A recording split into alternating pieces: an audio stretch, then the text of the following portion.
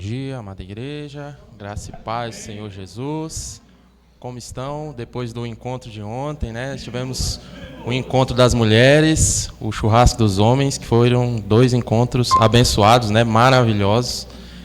Foi um momento de comunhão muito importante da igreja, né? Então é muito bom. Vamos orar, agradecer a Deus por este momento, estar aqui nesse domingo. Feche seus olhos.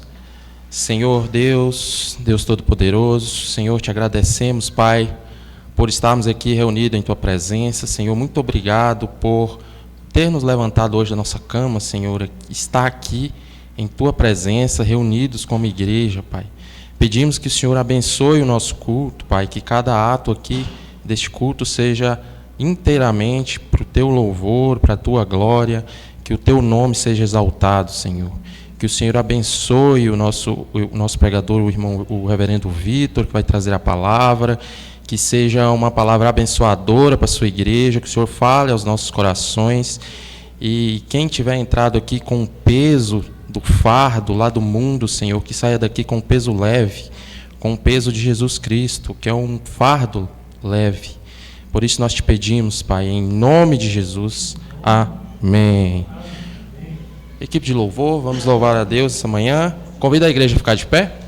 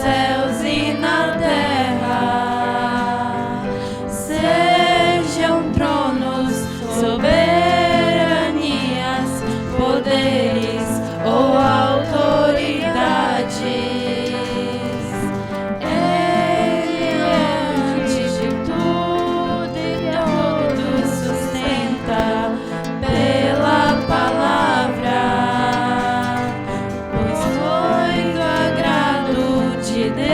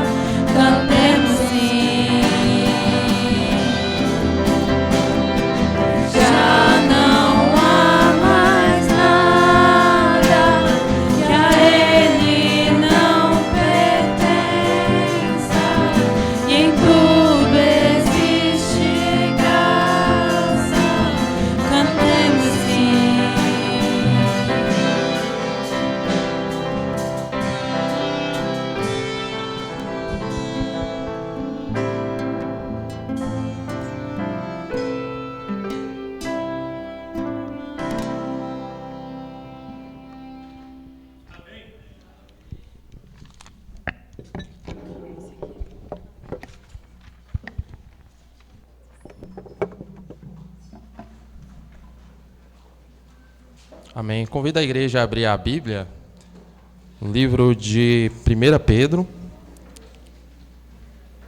capítulo 2. Nós vamos ler versos 24 e 25. 1 Pedro 2, 24 e 25.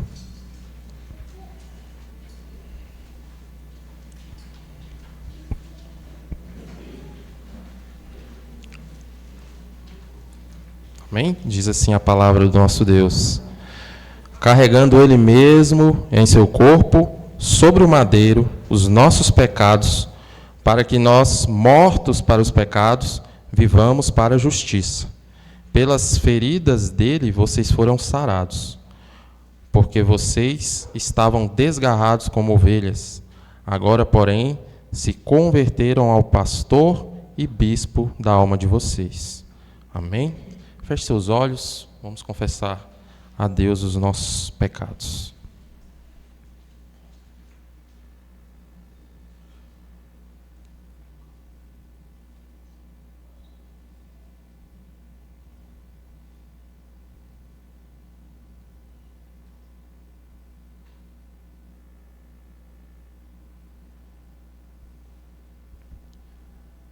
Senhor, meu Deus e meu Pai, não é possível imaginar o peso que o Senhor entregou ali naquela cruz, através de seu Filho.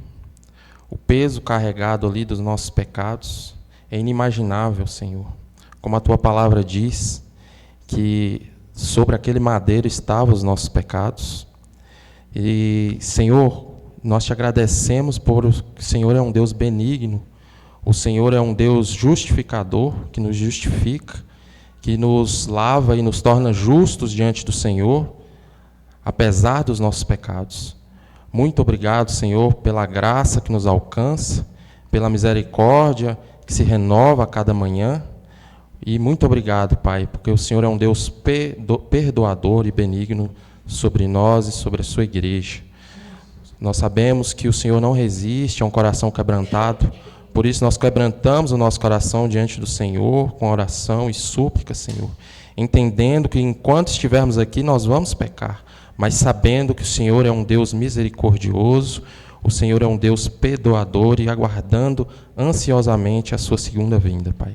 Assim nós te pedimos em nome de Jesus e já te agradecemos. Amém. Amém. Peço à igreja para abrir a sua Bíblia, livro de Salmos. Nós vamos ler os Salmos 95.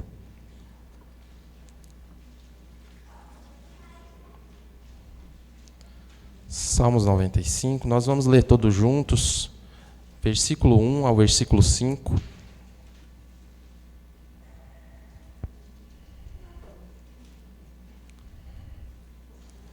O título aqui do Salmo na minha Bíblia está assim: Convite a louvar a Deus.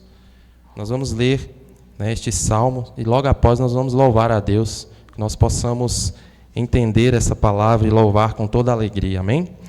Diz assim a palavra do Senhor, todos juntos: venham, cantemos ao Senhor com júbilo, celebremos o rochedo da nossa salvação, saiamos ao seu encontro com ações de graças, vitoriemo-los com salmos, porque o Senhor é o Deus supremo e o grande Rei acima de todos os deuses.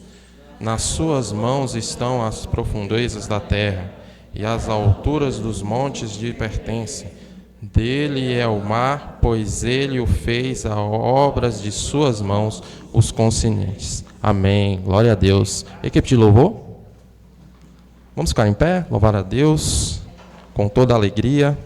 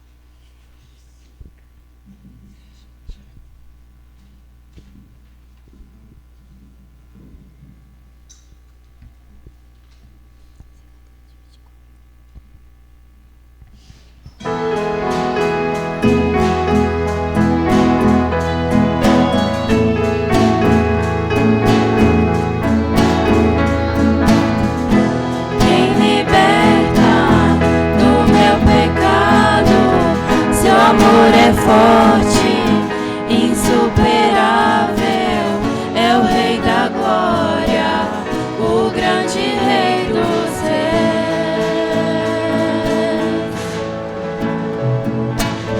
Quem treme a terra como um trovão, sem ar eu fico admirado, é o Rei da glória, o grande Rei dos reis. Maravilhosa graça, amor que não tem fim, tomou o meu lugar, a minha cruz levou e deu a sua vida para me libertar. Oh, Jesus, eu canto pelo que fez por mim.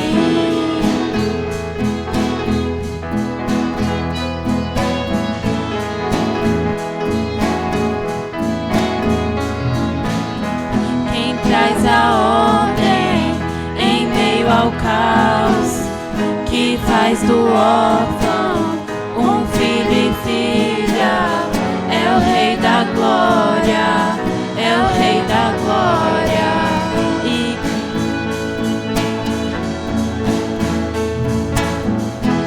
quem governa com a justiça, és como o sol, tua face brilha, é o Rei da glória, o grande Rei dos reis.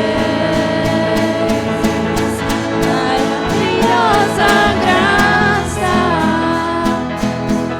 amor que não tem fim, tomou o meu lugar, a minha cruz levou e deu a sua vida para me libertar. Oh, Jesus, eu canto pelo que fez por mim.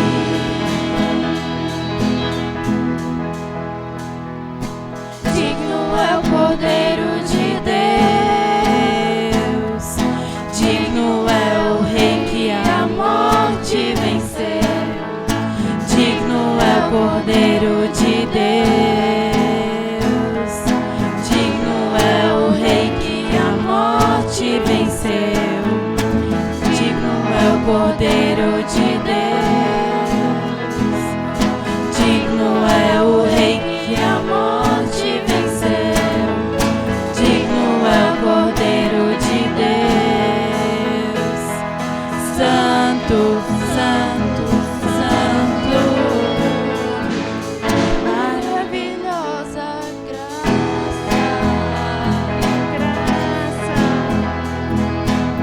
amor que não tem fim, tomou o meu lugar, a minha cruz levou e deu a sua vida para me libertar.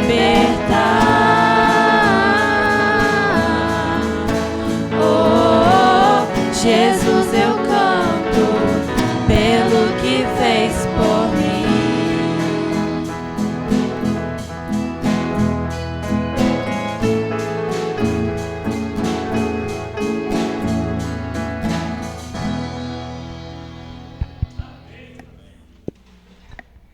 A igreja pode se assentar, por gentileza.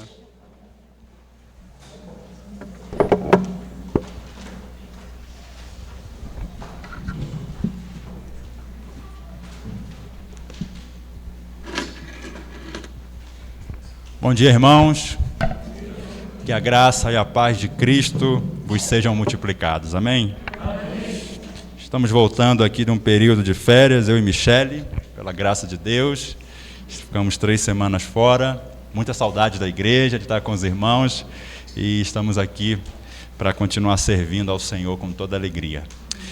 Nós queremos saber se há visitante no nosso meio, alguém que nos honra com a sua presença, alguém que está vindo pela primeira, segunda ou terceira vez. Alguém aqui? Alguém? Ali, ó. Seja muito bem-vindo. Deus abençoe sua vida. Mais alguém? Vamos ter uma canção então para os nossos visitantes. Como de costume, né? Nossa igreja é muito acolhedora e muito alegre. Vamos cantar.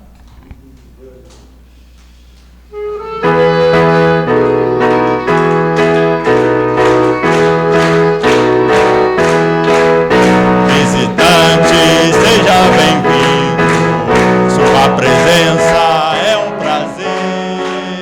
Com Jesus estamos dizendo, essa igreja ama você. Por isso eu vou lhe dizer, essa igreja ama você. Por isso eu vou lhe dizer, essa igreja. Amém, amém. Irmãos, nós vamos fazer uma reflexão na palavra do Senhor. Eu quero convidá-los a abrirem comigo suas Bíblias no Evangelho de Lucas, capítulo 4, a partir do verso 1. Lucas, capítulo 4,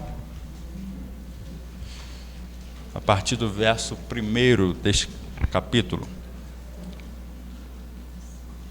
Está sendo projetado aqui também.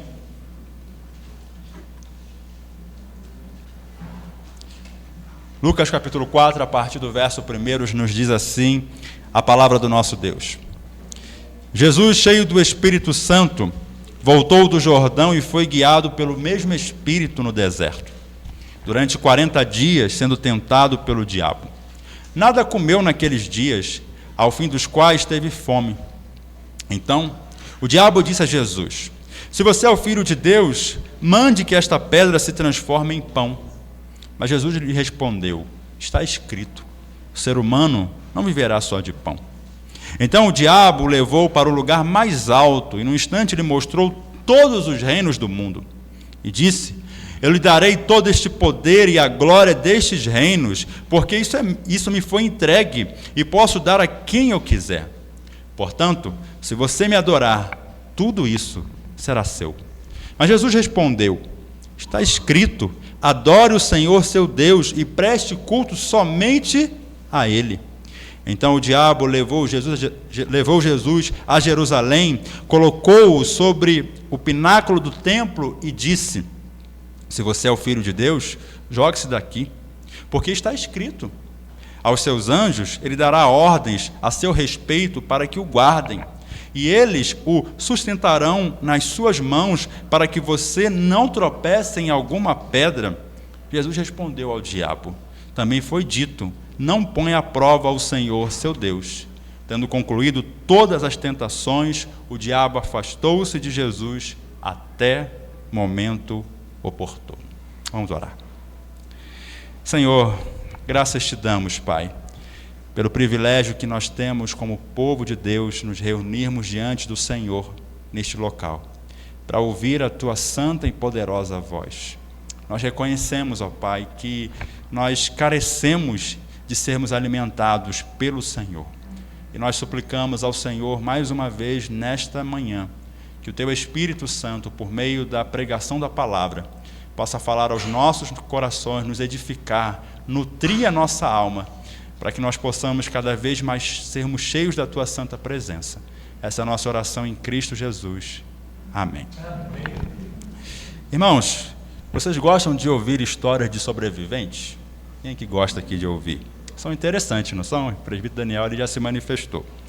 Essas histórias elas são sempre muito cativantes, muito surpreendentes, como a história do italiano Mauro Prosperi. Em 1994, Mauro Prosperi, que era um ultramaratonista, pentatleta, ele participou da maratona de Sables, lá em Marrocos. E era uma corrida de 250 quilômetros no deserto, que seria realizada durante 6 dias. E nesse ambiente desértico, o calor é intenso, as adversidades, as condições são extremamente adversas, mas Mauro, ele havia se preparado durante muito tempo para essa competição, para essa maratona.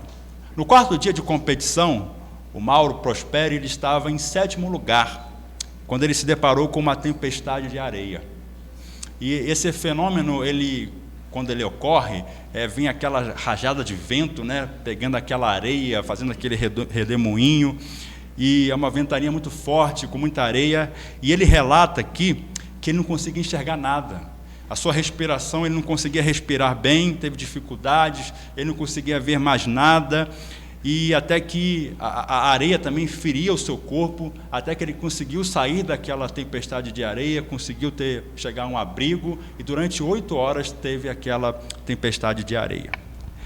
Só que Mauro percebeu que ele estava perdido no meio do deserto. Ele se perdeu, e ele passou 9 dias desaparecido. E aí ele precisou beber a própria urina durante esse tempo. Olha que dificuldade que ele passou para se hidratar, comeu morcegos na caverna, lagartos, besouros. Era uma verdadeira prova de sobrevivência. E ele chegou até a pensar tirar a própria vida diante daquele desespero, daquela dificuldade. Depois de mais de uma semana perdida, ele ficou 9 dias, ele encontrou uma família que o amparou e aí prestou socorro a ele, chamando o pessoal da competição, e aí ele conseguiu ser socorrido. Mauro Prosperi, ele perdeu 15 quilos e ele sofreu danos severos nos seus rins, fígados. Ele precisou de 2 anos para poder se recuperar. Irmãos, no deserto, até mesmo um homem experiente e preparado como Mauro Prosperi está sujeito a sofrer dificuldades e a sucumbir. Imagine eu e você numa situação como essa. Nós que não temos preparo de um atleta, como é que nós iríamos sair dessa, uma situação do deserto assim? Em Lucas 4, nós encontramos um homem também no deserto. Só que o seu oponente não era uma tempestade de areia. O seu oponente era o próprio Satanás, que se apresenta para tentá-lo. Na mensagem de hoje, nós vamos ver que no deserto, onde o homem fracassa, Cristo permanece obediente e vitorioso. Esse é o nosso Senhor. O tema da mensagem de hoje é o triunfo de Cristo no deserto. O triunfo de Cristo no deserto. E como é que Jesus triunfa no deserto? Primeiro, Jesus vence a tentação do desejo. Jesus vence a tentação do desejo. O capítulo 3 de Lucas registra que Jesus havia sido batizado lá no Rio Jordão. Os irmãos conhecem muito bem a história. E naquele episódio, o Espírito Santo, ele vem sobre Jesus na forma de uma pomba, numa forma corpórea de uma pomba, e ouve-se uma voz do céu que se dizia: "Este é o meu Filho amado, em quem me comprazo, em quem eu tenho prazer."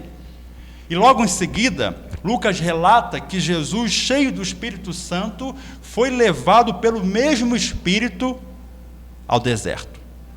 Percebam, irmãos, que não foi o diabo que conduziu Jesus para o deserto, mas sim o próprio Espírito. Muitas vezes, irmãos, eu e você, nós pensamos que nós passamos por determinadas circunstâncias difíceis da vida por causa do diabo. Não é isso que nós pensamos? Quando, na verdade, é o próprio Deus que muitas vezes nos conduz para situações adversas. E aqui há algo importante que nós precisamos entender. Toda situação difícil que eu e você nós enfrentamos é uma provação e uma tentação ao mesmo tempo. Inclusive, a palavra grega é a mesma para provação e tentação, que é a palavra peirasmos, que significa provação e tentação. É a mesma palavra na língua grega. No episódio de Jesus no deserto, nosso Salvador, ele foi provado pelo Pai, mas tentado por Satanás.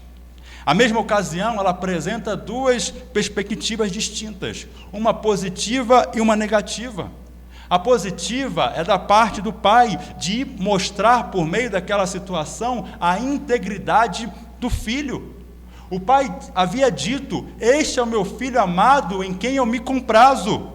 O deserto, ele tinha como propósito mostrar por que o Pai tinha prazer no seu Filho. Por outro lado, Satanás, ele tinha o propósito que Jesus pecasse e invalidasse a obra da redenção. Da mesma forma, quando eu e você, nós passamos por uma situação de sofrimento, a nossa fé está sendo provada pelo Senhor. Enquanto Satanás se aproveita daquela circunstância difícil para nos tentar e nos fazer pecar. Então, quando nós passamos por uma dificuldade financeira, por uma enfermidade, por uma crise no relacionamento, por uma dificuldade no trabalho, nós estamos sendo provados pelo Senhor. Ao passo que Satanás se aproveita dessas circunstâncias difíceis para tentar nos fazer cair. A primeira tentação de Jesus, ela está relacionada com o desejo. O Novo Testamento chama de concupiscência da carne, que é o desejo desordenado de satisfazer os desejos da carne que são contrários à vontade de Deus. O Senhor Jesus estava há 40 dias em jejum, e ele estava se preparando para o início do seu ministério. E como homem, Jesus estava com fome, e Satanás sabia dessa fragilidade humana, e ele faz uma proposta tentadora. Ele é sagaz, e ele escolhe os momentos mais oportunos da nossa vida. Jesus estava sozinho, ninguém viria se ele transformasse, por exemplo, a pedra em pão. Ninguém ia perceber, ninguém ia ver, ele estava sozinho. Satanás sabia disso.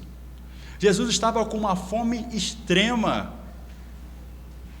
No verso de número 3, ele diz assim: então o diabo disse a Jesus: se você é o Filho de Deus, mande que esta pedra se transforme em pão.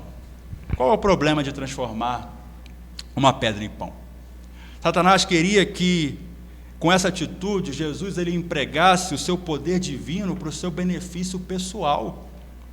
Transformar a pedra em pão era desacreditar na providência do Pai, era buscar ser autossuficiente, era viver por conta própria, sem a dependência de Deus. Notem, irmãos, que em 2 das 3 investidas de Satanás, a estratégia para persuadir Jesus é dizer: se você é o Filho de Deus. Ou seja, já que você é o Filho de Deus, que o Pai disse que tem tanto prazer, você não precisa passar por isso. Você não precisa estar com fome. Você não é o Filho de Deus. Ele não disse que ama tanto você. Você não pode passar fome. Meus irmãos, Satanás conhece as nossas fragilidades.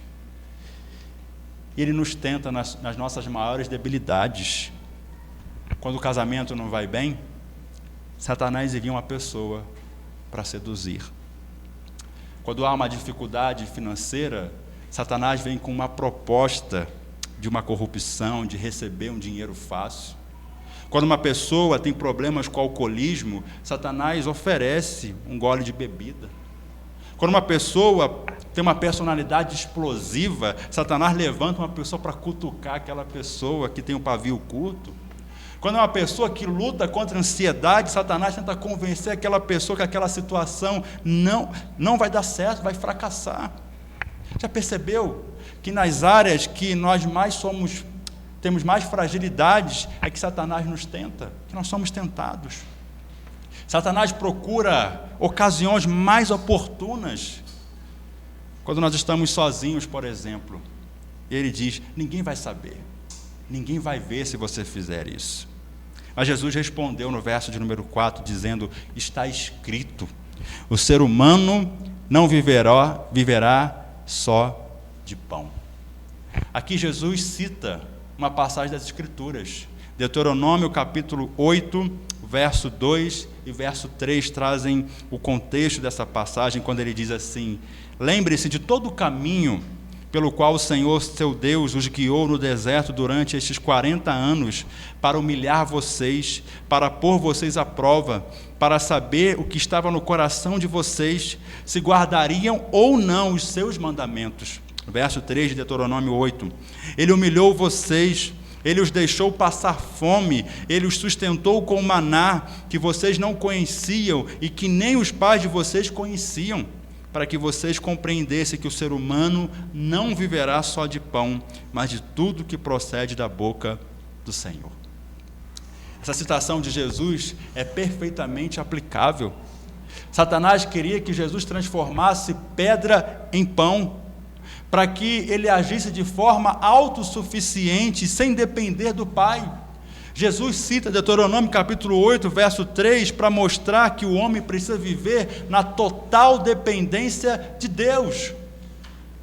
Com essas palavras, Jesus está dizendo o seguinte: olha, obedecer à palavra de Deus é mais precioso do que satisfazer os desejos da carne.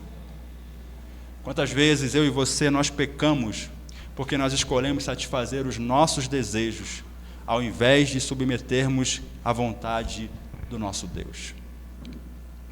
E o problema, irmãos, é que o mundo nos ensina exatamente o contrário. Ele diz que nós não podemos nos privar. Ele diz que nós não podemos dizer não para os nossos impulsos. Ele diz que nós devemos seguir o nosso coração, satisfazer os nossos desejos, fazer aquilo que nós sentimos vontade. Mas a palavra de Deus, ela nos ensina outra coisa, que o nosso coração é desesperadamente corrupto. Portanto, nem todo desejo do nosso coração deve ser satisfeito.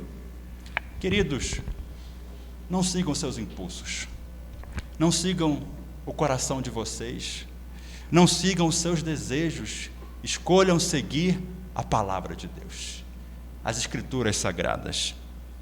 Mas, em segundo lugar, nós vimos em primeiro lugar que Jesus vence a tentação do desejo, mas em segundo lugar, Jesus vence a tentação da cobiça. Jesus vence a tentação da cobiça. Acompanhem comigo os versos 5, 6 e 7 de Lucas 4.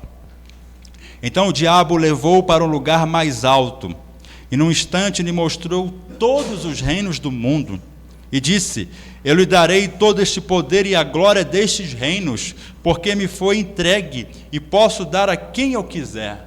Portanto, se você me adorar, tudo isso será seu. Nessa segunda investida, Satanás emprega o que o Novo Testamento chama de concupiscência dos olhos, que é a cobiça, que é o desejo pecaminoso gerado a partir daquilo que nós enxergamos, daquilo que nós vemos. E a estratégia de Satanás foi mostrar para Jesus todos os reinos do mundo, com todas as suas riquezas, glórias, belezas, luxo, poderes, aclamações. E o propósito de Satanás era seduzir Jesus com as glórias terrenas. Mas como toda proposta de Satanás, havia por detrás uma intenção maligna. Ao prometer os reinos do mundo, Satanás oferece um atalho, um caminho mais fácil.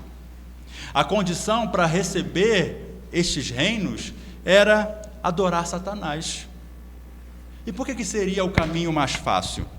Porque havia a promessa da parte do Pai, de que ao passar por todo o sofrimento da cruz, o Pai iria ressuscitá-lo ao terceiro dia, iria lhe exaltar, dando a ele todas as nações da terra.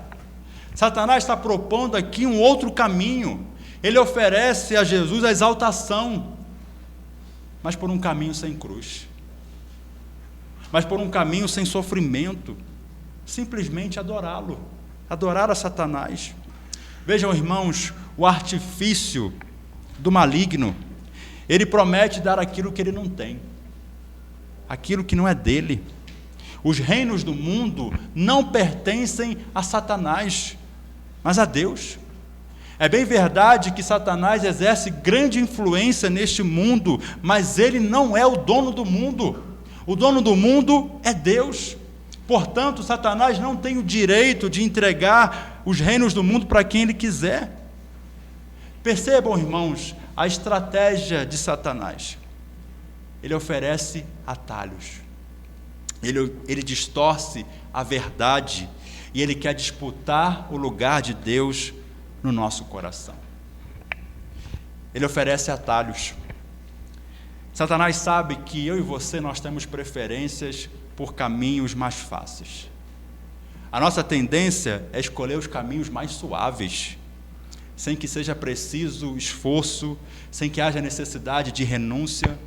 E não poucas vezes, irmãos, esses caminhos passam por desobediência, passam por negociar os valores, passam pela preservação do nosso conforto, passam pelo pecado. É aquela maneira de obter dinheiro sem que seja preciso empregar esforço de trabalho. É aquela maneira de mentir no currículo profissional ao invés de se esforçar para se capacitar. É procrastinar em vez de assumir responsabilidades verdadeiras.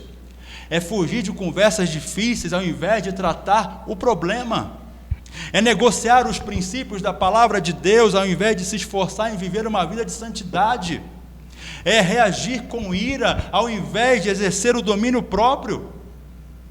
Constantemente, Satanás nos oferece caminhos mais fáceis, atalhos, e nós somos seduzidos por isso.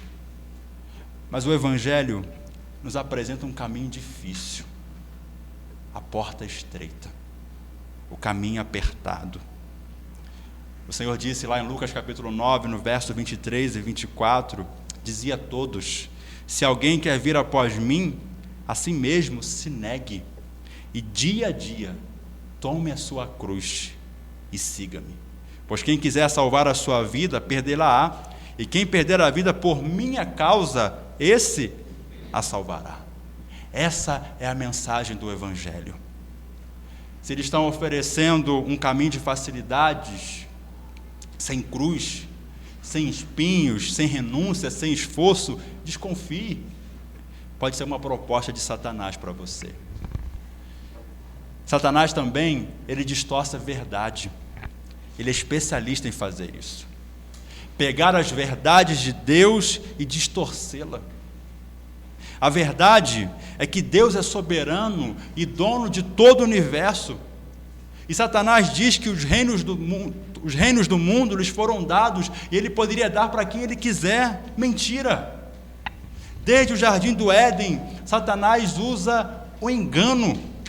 Quando Deus disse: se vocês comerem do fruto da árvore do conhecimento do bem e do mal, vocês morrerão.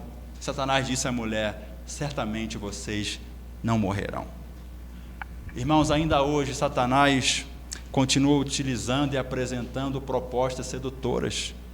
Ele oferece fama, sucesso, reconhecimento, felicidade, e ele é sutil com as suas propostas sedutoras. É um relacionamento com um descrente que promete alegria, é um jogo na casa de apostas que promete lucros exorbitantes, é uma postagem de uma foto inadequada nas redes sociais que promete visualizações e popularidade, é uma aventura de amor extraconjugal que promete prazer.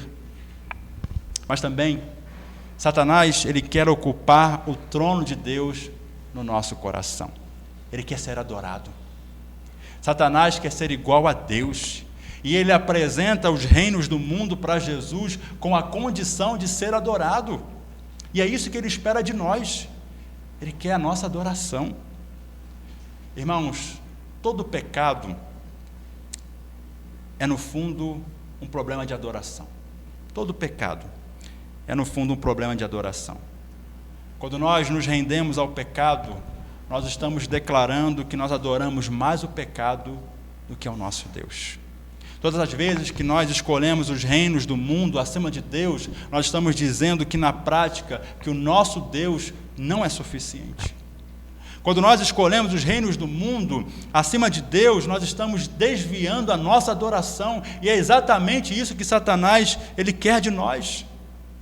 Mas Jesus diz no verso de número 8, está escrito: adore o Senhor seu Deus e preste culto somente a Ele. Quando Jesus cita Deuteronômio capítulo 6, no verso 3, que é essa passagem aqui, ele está declarando algo muito profundo. Ele está declarando aqui que ele não está disposto a abrir mão da sua comunhão com seu Pai. Que o seu relacionamento com Deus é suficiente para ele.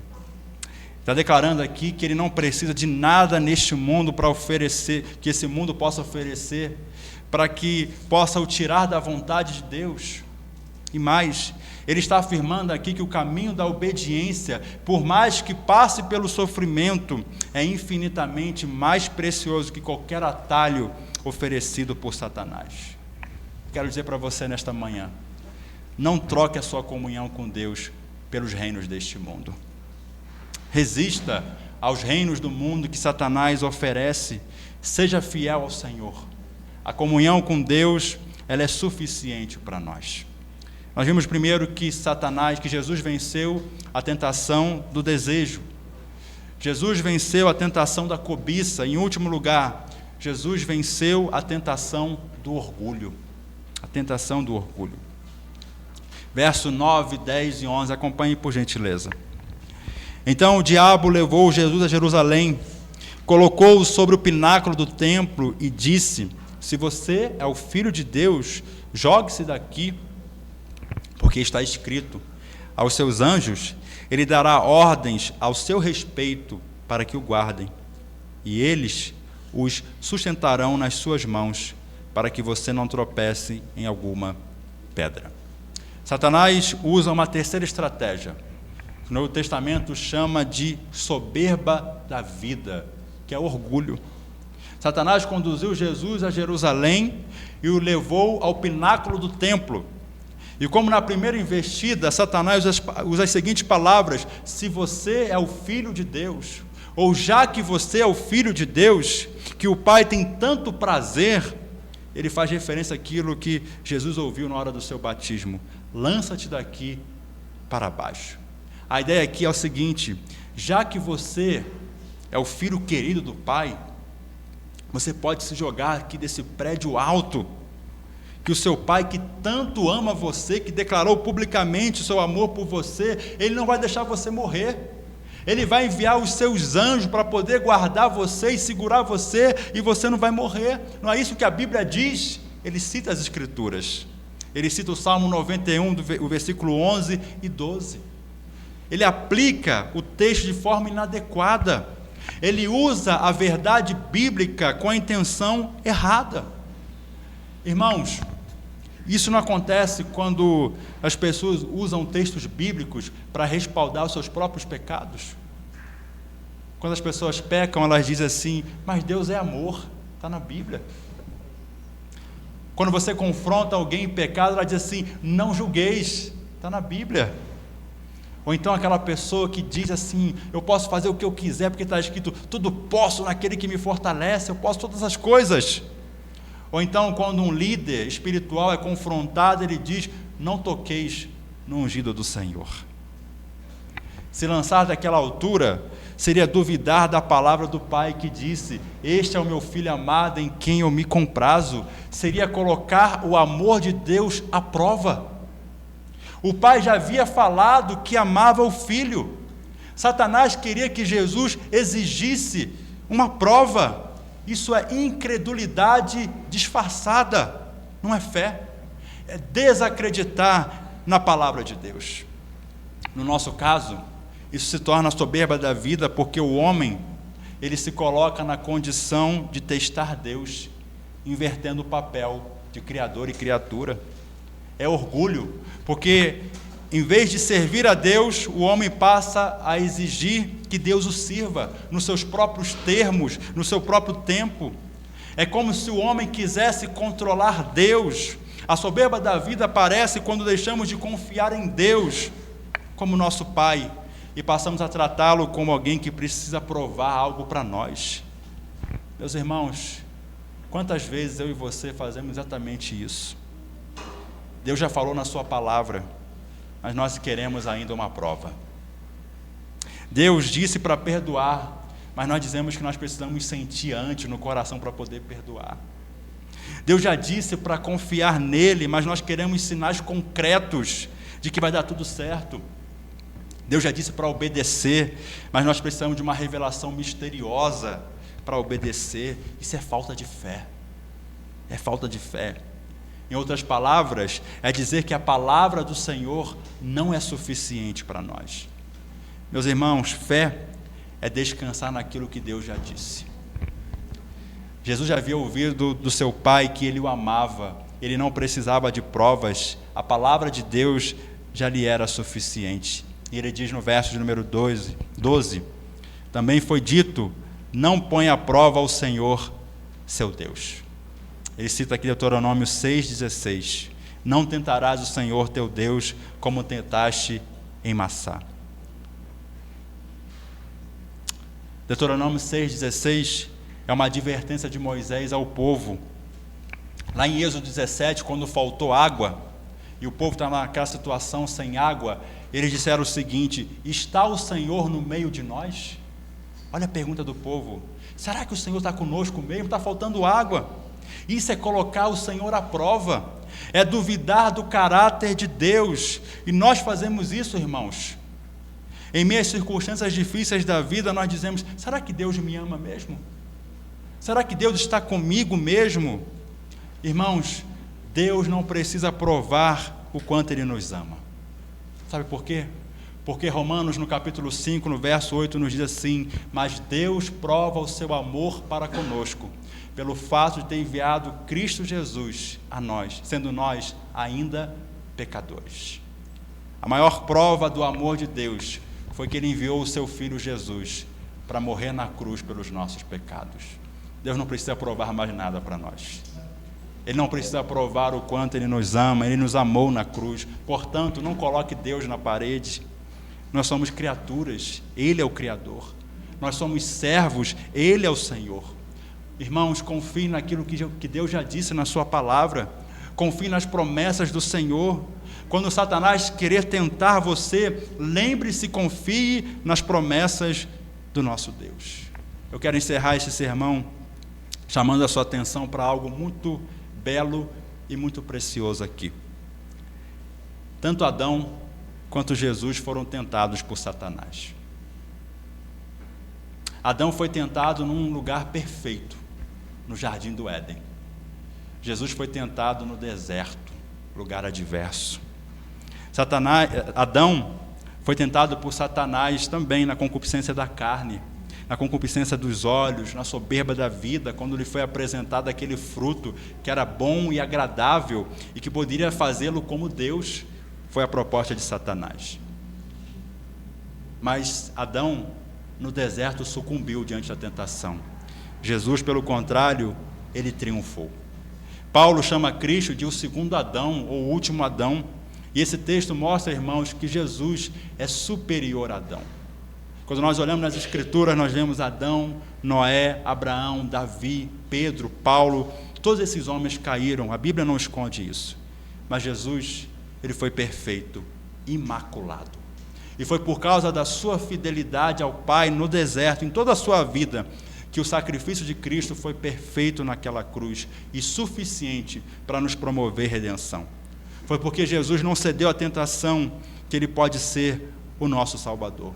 Por isso, irmãos, diante das tentações que você enfrentar, não ceda. Quando você estiver no deserto, se sentir encurralado pelo pecado, com as suas propostas sedutoras, saiba que o seu Salvador, Ele se compadece de você. Jesus também foi tentado, Ele sabe o que é ser tentado, mas recorra a Jesus, recorra ao Senhor, aquele que venceu o pecado, Ele está com você. Peça a Ele graça. E se por acaso você sucumbir no deserto por causa do pecado, confie em Jesus. Confie que o sangue dele é suficiente e poderoso para purificar você de todo pecado. Amém? Amém? Que Deus nos abençoe em Cristo Jesus. Irmãos, dando continuidade ao nosso culto, nós vamos agora para o nosso momento de dízimos e ofertas. Nós vamos cantar um hino de número 79, Glória ao Salvador. Se você estiver preparado, você pode trazer também aqui a urna, a sua oferta no envelope. Aqui também no boletim nós temos o QR Code também, você pode também fazer a sua transferência bancária.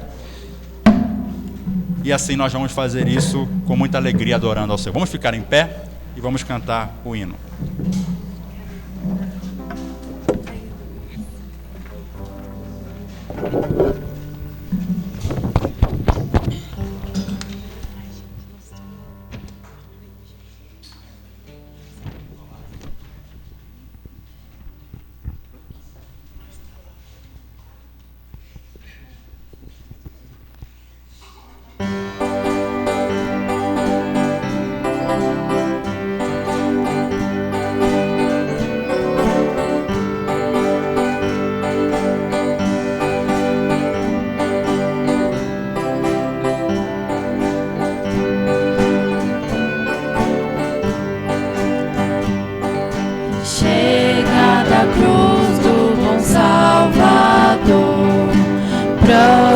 prostrada aos pés do meu Redentor. Ele atendeu logo ao meu clamor. Glória ao Salvador. Glória ao Salvador. Glória ao Salvador. Eu sei que Cristo já me salvou. Glória ao Salvador. Que maravilha, Jesus me amou. Tudo de graça me perdoou. Dos meus grilhões Ele me livrou. Glória ao Salvador. Glória ao Salvador. Glória ao Salvador. Eu sei que Cristo já me salvou. Glória ao Salvador. Glória ao Salvador. Glória ao Salvador. Eu sei que Cristo já me salvou. Glória ao Salvador.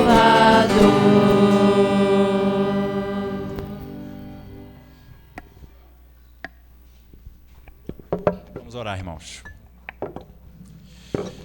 Senhor Deus, nosso Pai, glórias ao Salvador, aquele que, sem pecado, se fez pecado em nosso lugar.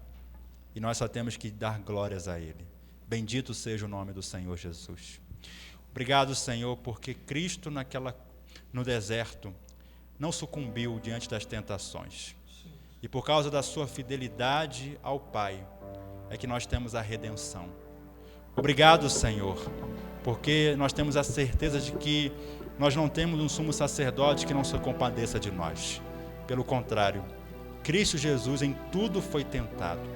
Ele sabe das nossas lutas, das nossas fraquezas, das nossas provações. E nós suplicamos ao Senhor que dê graça ao teu povo, Senhor, diante dos desertos dessa vida. Nos ajude, Senhor, não cairmos em tentações, mas livra-nos do mal. Senhor, guarda o teu povo, Senhor, das propostas sedutoras do maligno.